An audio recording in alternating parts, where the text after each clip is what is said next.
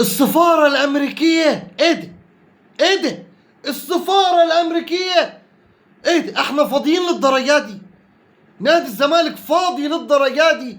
خلصنا مشاكلنا خالص خالص وبقينا نشوف السفارة الأمريكية. اختصمنا نادي الزمالك يختصم السفارة الأمريكية في التحقيق في قضية زيزو مع النادي الأهلي. تخيل. والله فاضيين، ما وراناش حاجة، ما وراناش أشغال، ما وراناش وقف قيد، ما وراناش لعيبة بتهرب، ما وراناش استقدام لعيبة، ما وراناش أي حاجة. أروح أختصم السفارة الأمريكية؟ إيه ده يا راجل ده؟ والجزء الثاني أحمد فتوح زي ما قلت لك قبل كده من 16 يوم عاوز الأهلي، والله عاوز الأهلي بيمين، عاوز الأهلي. طب أغنيها لك. طيب، بسم الله والصلاة والسلام على رسول الله. السلام عليكم ورحمة الله وبركاته. اللايك الجميل بتاعك، اللايك الجميل بتاعك، وأظن إن أنت يعني بص جميلك فوق راسي من فوق، أقسم بالله يعني ناس محترمة ومتابعين محترمة على راسي من فوق والله. طيب، نادي الزمالك يختصم السفارة الأمريكية في قضية زيزو. كان في تحقيق امبارح وبيسألوا زيزو بيقولوا له هو انت رحت ليه السفارة الأمريكية؟ قال له سياحة. سياحة سياحة يا حاجة سياحة. قال له سياحة، قال له بس حلو كده خلصنا ماشي، اتفضل يا عم زيزو، اتفضل يا عم زيزو. طلع مصدر مسؤول من نادي الزمالك قال لك هنختصم السفارة الأمريكية. أصله راحوا للسفارة مسؤولين نادي الزمالك قالوا له لا ده شأن خاص وما ينفعش حد يطلع على المعلومات السرية دي. قالوا بس نعمل ايه؟ نختصم السفارة الأمريكية في القضية عشان نعرف نجيب دليل على ان زيزو طالع سياحة. على ان زيزو طالع سياحة. ما كان من باب اولى تجدد له يا فجري، يا فجري جدد له، الله يخرب بيت ابوه جددوا له.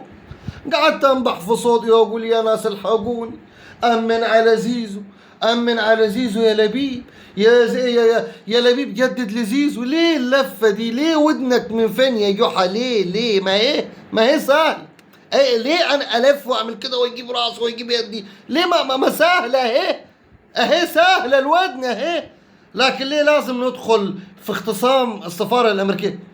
هتقفلوه النادي، والله هيتقفل على يدكم، والله هيتقفل. ده بقرار مع السلامة، اقفل. ده كان موضوع زيزو والسفارة الأمريكية ونادي الزمالك. الجزء الثاني أحمد فتوح زي ما لمحت لك من 16 يوم والفيديو موجود على الصفحة. لمحت لك وقلت لك الواد عاوز يروح النادي الأهلي، مش مرتاح في نادي الزمالك. قلت لك الكلام ده. وكان من قبل الحادثة برضو كان بيقول يعني ان انا مش مرتاح وعاوز امشي. لو تفكروا الكلام ده على لسانه. وكان عامل مشاكل جوا نادي الزمالك. امبارح بس اتأكدت المعلومة.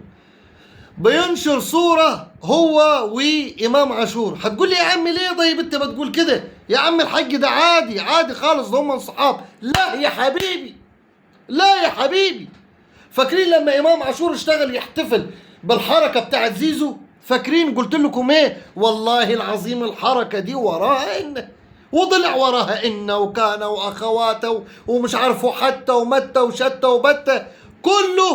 كله باين. بس احنا اللي بنعمل نفسنا مش واخدين لبالنا. للأسف بنعمل نفسنا مش واخدين لبالنا. ادي فتوح بينشر صورة مع إمام عاشور، وكأن إمام عاشور ده شغال مرسال في النادي الأهلي بيختار اللعيبة من نادي الزمالك. والله العظيم لعيبة نادي الزمالك بيجت المثل الأعلى بتاعتها إمام عاشور. خلاص كله عاوز يروح هناك. طب ما تروحوا هناك وخلصونا. اقول لكم اقفلوا النادي ده وهاتوا ظرفها يا ابوي.